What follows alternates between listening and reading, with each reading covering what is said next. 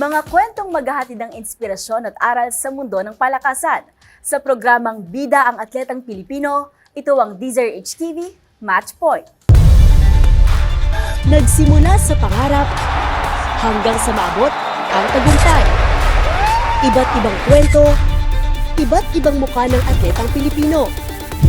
Mas pinatindi, mas pinalakas, at mas pinaaksyon. DZRH TV Match Point. Ngayong araw, makakasama natin walang iba kundi ang world number 1 sa heavyweight division at ang tinaguriang Asia Sambo Queen na si CD Sitang Contian. Hi CD! Welcome to Match Point. Hello po! Magandang araw po sa inyo and salamat po sa pag-imbita niyo sa akin. Mag-hi ka muna sa ating viewers. Hi everyone! Thank you for inviting me and having me here. Sydney, finally nag-meet na tayo, or should I say, Queen Sydney. Diba? Asia's Queen, Sambo Queen na. Kumusta ka ngayon, Sydney? Okay naman po. In preparation po ako for the next upcoming competitions and also mga engagements. Okay, so bale, ano yan, magbabalik loob din sa supporters, ganyan, kasi nag-entertain ka rin ng interviews, di ba, for them to know din yung sport. Yes po. Very thankful po ako sa mga opportunities like this po. Kasi hindi po siya nakakatulong lang sa akin, nakakatulong din po siya for Sambo to promote it po. Pero ngayon, back to training ka, so very busy ka ngayon. Yes po, medyo po kasi next month meron po akong Athletes Commission Forum for Athlete 365, something like ano po siya, parang under International Olympic Committee na forum. So as head po ng Athletes Commission for my international federation, pupunta po kami sa Switzerland for that. Okay. Pero ito, pag-usapan muna natin yung pagiging world number 1 mo. Anong na-feel mo nung moment na nakita mo yung name mo doon na ikaw yung top? Very happy po kasi sa last 7 years ng pagiging Sambist ko, ngayon lang po ako naging number 1. And yun, very happy and very privileged na naabot ko po yun na spot. Ito, 7 years of hard work. Pero na-imagine mo ba or naisip or tinarget mo ba na mapunta ka doon sa posisyon na yun na world number 1? Yes po, kasi since bata pa po ako, yung aim po namin is tumataas ng tumataas. And I think yun po yung isa sa mga naging key kung paano po namin naabot yung ganitong achievement. And yes, kasi since I started po, my dream is to become world champion given na hindi po Olympic sport si Sambo. Hindi pa po siya Olympic sport. So, yun po talaga yung highest na pwede kong atimin. Tama. Pero ito, ang na-dethrone mo ay yung from Kazakhstan, tama? Siya yung rank number 1. Anong na-feel mo nung parang naungusan mo na siya? First po, we're very good friends and every time na naglalaro kami, siguro parang 5th na namin na match or 4th. So, pag naglalaro kami, po talaga, sobrang tight lang nung laro namin. So, ayun, after nung competition, before ako magpunta for my championship match and after na doon siya nanonood. So, we're very good friends and we're very happy sa achievement namin. Very supportive pala talaga. Yes. Pero ito, syempre, hindi naman lahat fully aware kung ano ba talaga yung sport na Sambo. So, para sa mga viewer natin na wala pang ganung knowledge masyado sa sport, pwede mo bang explain sa kanila kung ano yung sport na kinabibilangan mo? So, Sambo is a dynamic sport. It's a mix of balibagan. And there are 2 disciplines. There's sports sambo and combat sambo. I belong to sports sambo and yun po yung balibagan, yung grappling. And combat sambo naman po is more like MMA. So, yun po yung mahalin tulad ko sa kanya. So, kumbaga yung combat ay mas sakitan, mas physical na suntok. With striking and with kicks and yeah. Pero, Paano ba yung rules naman during the game? Paano ba nag-work yung scoring, ganyan? For the scoring naman po, sa sports sambo, ang points is more of the throw and yung pin down, which is yung pag hindi makawala yung opponent mo sa ground and you're on top. So, ganun yung point system niya. And sa throwing naman, depende kung gaano kalakas yung landing, gaano kalakas yung intensity ng throw. And for combat naman, almost the same. Pero, pag knockdown, pag knockout, napupuntosan din po yun. Ito naman, nabanggit mo kanina na very good friends kayo nung Sambist from Kazakhstan. Ano bang klaseng culture yung meron sa inyong mga Sambist at dun sa sport? Actually po, very, sa lahat po ng sport na siguro sabi ko na na-try ko and nalaruan ko na rin, siguro I think Sambo is the most friendly na rin. Kasi, I think naging friendly na rin kasi throughout the years, hindi, parang, nung una parang, syempre, kami, underdog na underdog. Kasi, dati, naglalaro ako lang mag-isa, or ako, tas isang coach, dalawa lang kami, ganon. So, throughout the years, na parang siguro na na rin namin yung presence namin, na hindi kami yung nabubuli lang. Create nyo na yung ganong presence. Yes. Pero usually, anong countries ba yung talagang dominant sa Sambo? Syempre, Russian, Belarus, Ukraine, what else? Mga Uzbekistan, Kazakhstan. Sa Asia, ano yung mga country lang na nagpa-participate usually? Sa Asia po is, I think nasa 20-something or 30-something countries marami din. na rin. Yes. Ito naman, Sid, pag-usapan naman natin yung recent na tournament mo, yung sa Tashkent. Kumusta naman yun? Pwede mo ba kami kwentuhan sa journey mo at kung ano yung mga natutunan mo? Yun po, very hectic nga po yung time na yun, yung period na yun. Kasi, coming from the US po, for the US Open, so me and yung isang na golden, si AC Yap, we had to come back, tapos parang palit lang ng luggage. After 12 hours, punta agad sa airport ulit. Para mag-join ulit sa tournament. Para po dun sa Tashkent. So, yung journey namin, nagsimula siya before we left the US. Tuloy-tuloy siya hanggang after the Asian Championship. So, parang, siguro, andito lang kami mga 12 hours. Punta kami sa airport, tapos, layover, plane, lahat-lahat. Parang umabot kami ng, siguro, 4 na araw, dire-diretsong biyahe. So, I think, hindi naman ako sa nagreklamo kasi privilege naman po na makabiyahe kami and makakompete. Pero yun po, naging hectic lang yung moment na yun. And pagdating namin doon, fortunately, nakapahinga naman kami before kami maglaro. And as Athletes Commission chairperson po kasi, hindi naman pwede na magbukmok lang ako. So, I need to go out, need to talk to people then. So, isa rin yun sa naging challenge, I think. Kasi, kailangan kong makipag-usap. I have to be social, kahit pagod, or kahit gusto ko magpahinga lang, ayoko kumausap ng tao. Hindi pa rin. Hindi pa din malabat ang social Hindi battery pwede. mo. As an athlete and of course, as the chairman. Yes. Ito, si Nina, denominate mo, binit mo yung sa Russia and Belarus. Pero given the time pala na wala pala kayong masyadong pahinga, paano ka pa nag-prepare nun? Before going for US Open, nag-prepare na po kami noon. And fresh po kami from a competition. So, nandun pa yung momentum. Yes. Ninyo. So, isa rin po yun sa nakatulong for me. Kasi, nadala ko po yung momentum from US until the Asian Championship. Pero ito, nabanggit mo, ikaw yung chairman.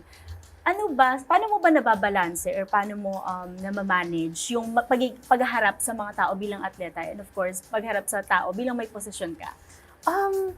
Kasi siguro po, maaga rin po ako na-introduce sa ganong system. Kasi when I competed sa 2018 na World Championship, yung former na chairperson din, in-invite niya ako and sabi niya, baka gusto mo sumali sa commission. It will be elected by your fellow athletes. Pero kung gusto mo, you can send in an application para mapasok ka sa nominees.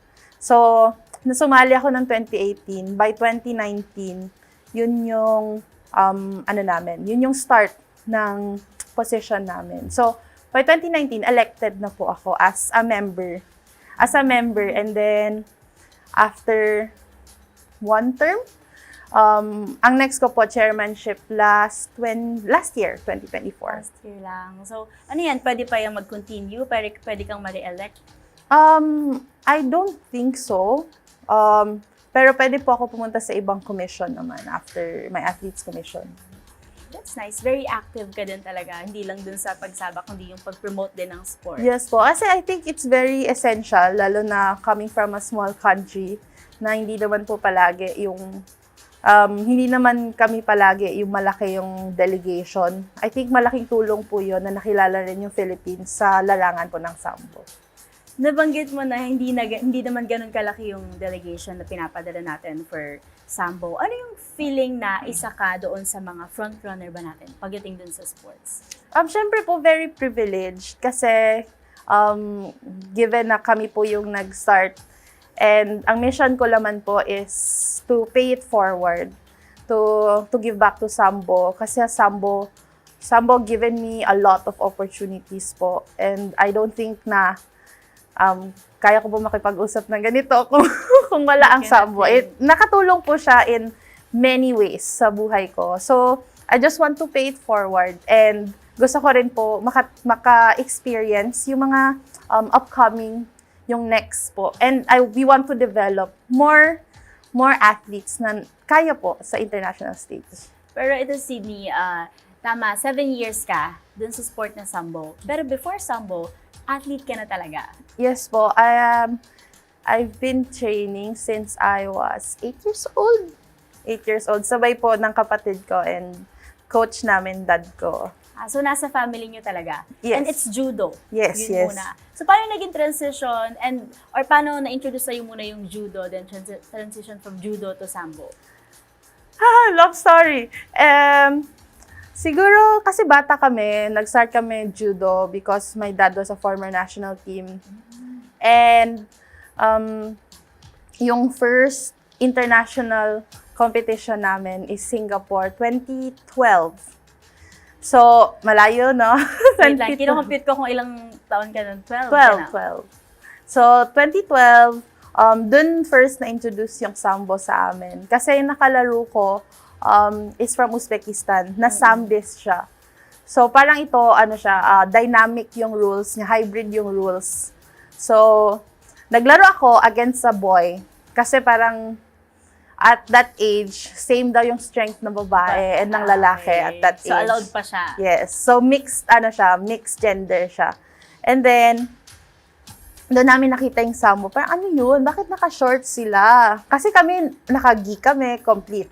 So, parang, ano yun? Bakit naka-shorts, naka-shoes, tas red, tas may parang, Power Rangers dito sa Kakaiba, dulo. kumbaga. Oo. Tas, and then 2015 came, pumunta yung Asia Federation ng Sambo to Davao City and introduce Sambo. So, doon kami nag-start na magpadala ng athletes for World Championship and all. Okay. So, sa tingin mo ba, anong klaseng sport ba ang sambo kung introduce mo siya sa mga tao? It's a very hybrid martial arts. Kasi halo-halo po talaga siya. Hindi ka lang pwede magaling sa balibagan. Dapat marunong ka rin sa grappling. Kasi lahat po may points, lahat pwede ka manalo. So, lahat ng aspect ng game niya is very crucial na ma-improve. Pero galing ka sa family ng athletes, sabi mo yung dad mo, coach mo, meron bang pressure na kailangan ma-achieve ko rin to, ganyan? Though ito naman, sa age mo ngayon, talagang world number 1 ka na. So sa tingin ko naman, nandun ka na, unti-unti mo nang na-achieve kung ano mang goal mo. Pero nakaramdam ka ba ng pressure? Yes po. Siguro, hindi, I won't deny. Kasi I thrive off yung pressure din. Siguro naging kalakihan ko na rin. So, pag mas gusto ko na pressure ako konti para hindi ako ganun ka-chill. Kasi mahirap pag sa akin, sa sarili ko, nahirapan ako pag yung masyado akong relax. Kailangan may pressure konti na kailangan mag-perform ha, kailangan manalo ka, kailangan ganito. Yes. So, kumbaga, isa ka dun sa mga athlete na naniniwala na pressure is a privilege. Yes. Kasi, feel ko kasi pag hindi ka na-pressure, parang you're not expected of something. For me, that's my opinion. And, since bata pa kami, kahit yung small tournaments na sinasalihan namin dati, mama ko, more on si mama.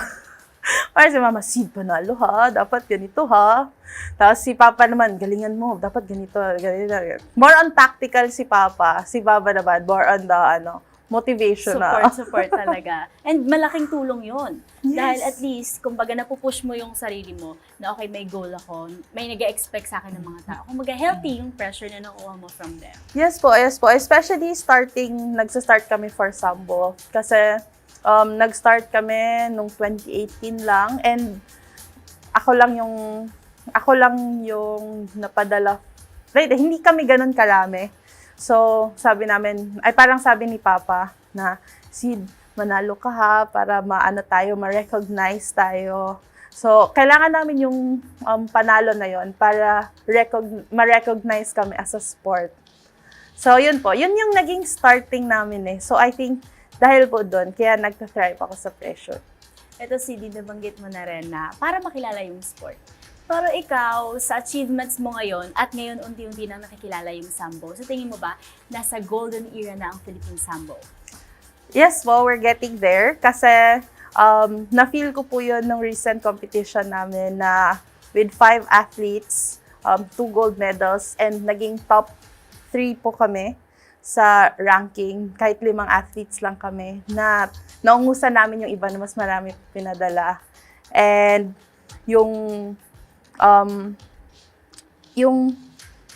siguro kasi yung culture din namin sa Sambo is very healthy. And yan po, siguro maganda yung chemistry namin sa isa't isa. Lahat ng athletes and coaches. Ayun nga na, sa mga nakwento mo, iba yung relationship, iba yung connection. Kasi kahit magkakalaban kayo, friends pa rin kayo, di ba? Yes So, po. healthy competition na talaga sa Sambo. Yes po. Sa tingin mo, dito sa Pilipinas, paano pa natin mas mapagyayaman pa o mas mapakikilala pa ang sport na yun? Sa ngayon po, kasi ang sinisimulan po namin na program is sa mga youth naman, sa grassroots program naman. Kasi Southeast Asian Games and before SEA Games, nag-focus kami for elite talaga. Kasi yun nga, going into 2019, kailangan namin kumuha ng mga elite athletes. And syempre, kailangan manalo muna. You have to prove that the contingent can win, everyone in the group.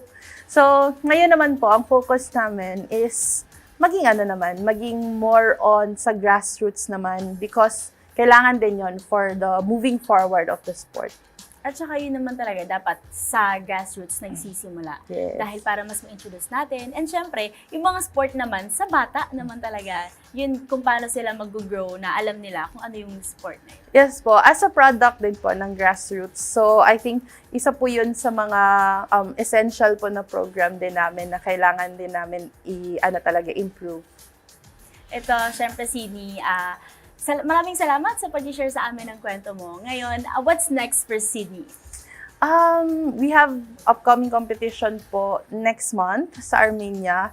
But I'm not sure po if doon ako makakasali. Pero yun din nasa calendar ko, Armenia and Grand Prix sa France naman po. So yun yung mga nasa next month ko na to-do list.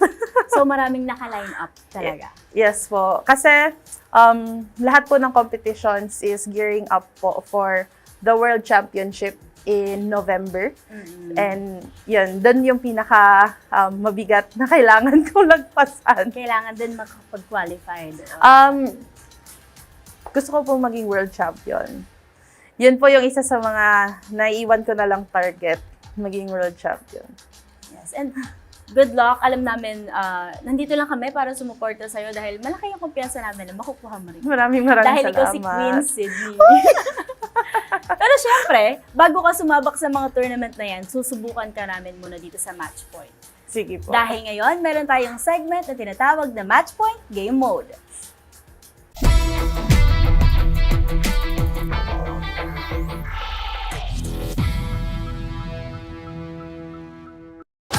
At para sa episode natin ngayon ng ating magiging munting game ay tatawaging Sambo Quick Grapple. Pero di gaya sa mga batch, hindi mo kailangan ng physical strength, kundi bilis ng pag-iisip. I have here 10 questions, Sydney, na mix ng light, Sambo related at syempre personality questions na rin. And you have to answer as fast as you can. Ready ka na ba? Yes, Okay. always. Okay, first question natin. Gi or no gi? Gi. Gi. Favorite submission move? Leg lock. Okay. Pwede bang sample ng leg lock? Makikita ba natin yun? May video. Okay, sige. Okay, take down or throw? Throw. Okay. Pre-fight song ni Sydney? Shucks. Fight song? Oo. Fight song. Fight song? Fight Sample song. naman ng fight song. Like a small bird from the ocean, catching big waves in the ocean. So, paano ka naman motivate ng fight song? Paano ba? Wala, yun lang naisip ko. Yun ang naisip Okay. ko. Dream opponent? Russia. Dream opponent. Nakalaban ko na po lahat eh. Okay. So, ngayon, Dream na ma-beat, siguro. okay. Russia. Okay. Sambo in one word. Hybrid. Post-training food cravings. Carbonara. Wow! Who's tougher, your coach or your dad? Me. Safe. Most unforgettable match. Bronze medal championship in 2018. Okay. Lastly, Sydney, message to aspiring Sambist. Hindi na to one word. Everyone na gustong mag-try ng something new, you are very welcome. You are, there's no harm in trying. Ako, sumubok lang din ako, nangalap lang din ako. And I believe na kailangan ma-try lahat ng bagay to see where you fit. So, don't be afraid to try and don't be afraid to discover what you want and what you want to do. Thank you so much, Sydney. Thank you po. Last na lang, meron ka bang gustong pasalamatan at syempre, invite mo rin sila to support you sa upcoming tournaments mo. Maraming salamat po for inviting me today and I'm very happy na nakikilala na po yung Sambo and we would like to thank syempre Philippine Sports Commission for never-ending support sa the Pilipinas Sambo team. To our sponsors, very thank you po. And patuloy lang po kayo na sumubaybay sa Pilipinas Sambo team. We will make you proud and kaya natin to. Thank you so much, Sydney, sa pagpapaunlak sa amin na marinig yung story mo. Thank you so much din sa time mo. And of course, good luck sa mga upcoming na tournament mo. And nakasupport lang kami sa'yo. Thank you so po. much, Thank you very much. Maraming salamat, Sydney, at syempre sa mga patuloy na sumusubaybay sa ating programa.